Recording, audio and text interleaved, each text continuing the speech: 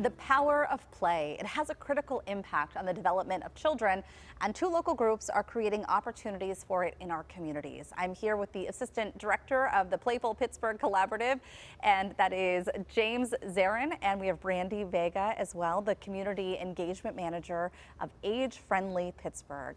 Thank you for coming in. Of course. Thanks for having us. This is really wonderful. So tell us about this collaboration between you two.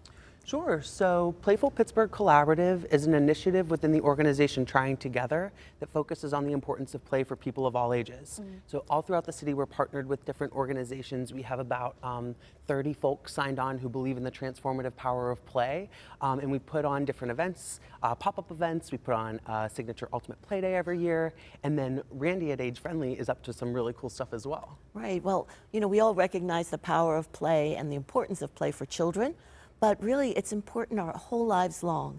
So, you know, it helps with relieving stress, with our self-image, with our body strength. So, so we feel, along with Adam or John, or was it James? James.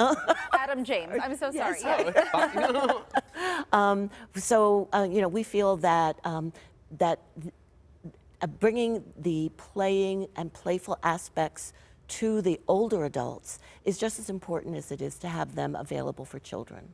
It really is so true too. And we were just talking about this a couple weeks ago about how we lose our sense of wonder as young as the age of 6, and we just kind of become more realist, and how important it can be just to be playful, right, and find that, you know, that young wonder that we once all had. Right, we have to keep that in our lives. We do, we have to. So how do you inspire adults to play?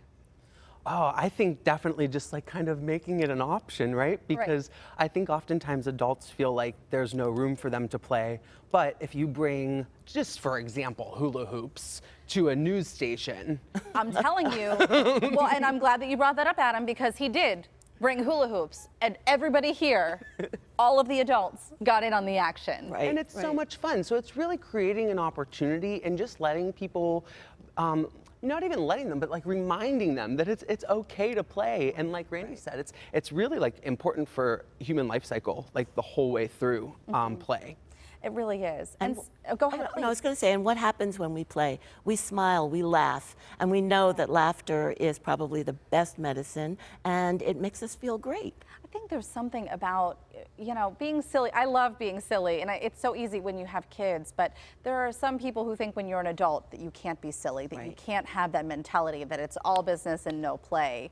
And removing that can really change your whole perspective on things. Right, well, go ahead, Adam. I was just going to say there's so many ways to play too, right? Like you can be physically involved, like with a hula hoop, or like you mentioned earlier with a poem, you can totally play with language. Right. And you can create something, whether it's on a canvas or on a page. So I mean, the ways that we can play, we're only limited by our own imagination. Exactly. So there's something called play equity. And I don't know that I've ever thought about it, but can you talk about what that is and what you both are striving to do? Sure. So in my world, play equity, I think a lot about how folks don't have access to a playground that's within walking distance to them, or if they do have access to a playground, it might not be the safest place for them to be just based off of the equipment is old or whatever. So play equity really means that like everybody has a chance to play. And that means whatever zip code you're in, you get to play.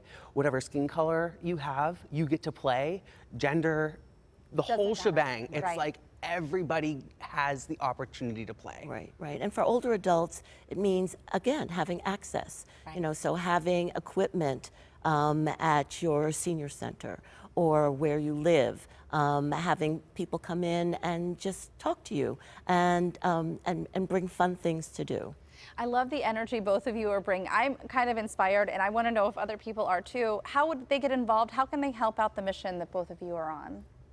Well, certainly for older adults, if going to where older adults are, like senior centers, like nursing homes, they welcome having guests and they welcome having programs that will engage their participants.